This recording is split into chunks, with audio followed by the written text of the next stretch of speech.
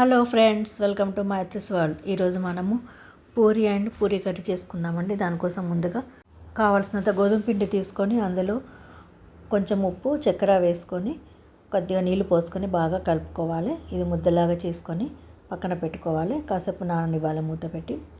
బాగా నానిన తర్వాత తీసుకొని మనం వీటిని చిన్న చిన్న ఉండలుగా చేసుకొని మనకు కావాల్సిన సైజు లోపలగా ఉండలు తయారు చేసుకొని పూరీలుగా ఒత్తుకోవాలి. గోధుమ పిండి చల్లుతూ పూరీలను తయారు చేసుకోవాలి.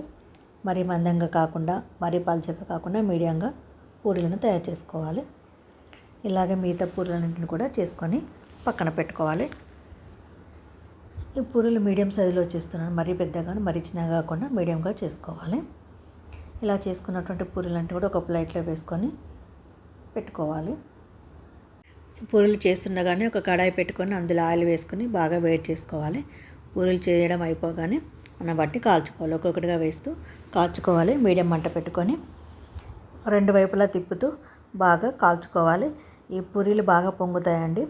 ఈ పొంగినటువంటిది పూరీ కూడా ఇట్లా అణిగిపోకుండా అలాగే ఉంటుంది. మనం షుగర్ వేసాం కాబట్టి ఆ పొంగింది అలాగే ఉంటుంది. తొందరగా కిందికి పడిపోకుండా అలాగే ఉంటుంది. చాలా బాగా వస్తాయండి పూరీలు. ఇలా ఒకసారి ట్రై చేసి చూడండి.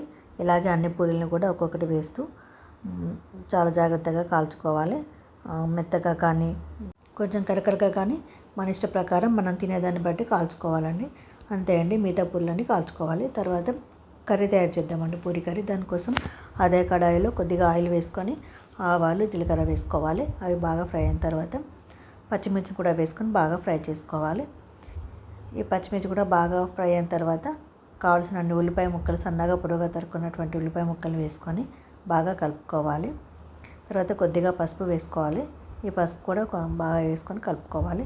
తర్వాత కొంచెం కరివేపాకును కూడా వేసుకొని ఇది కూడా కొంచెం ఫ్రై కానివ్వాలి. తర్వాత మనకు శనగపిండి కావాల్సినంత తీసుకొని ఒక గిన్నెలో నీళ్లు పోసుకొని బాగా ఉండలు లేకుండా బాగా కలుపుకోవాలి. ఆ కలిపినటువంటి పిండిని ఈ పోపు లోపల వేసుకోవాలి.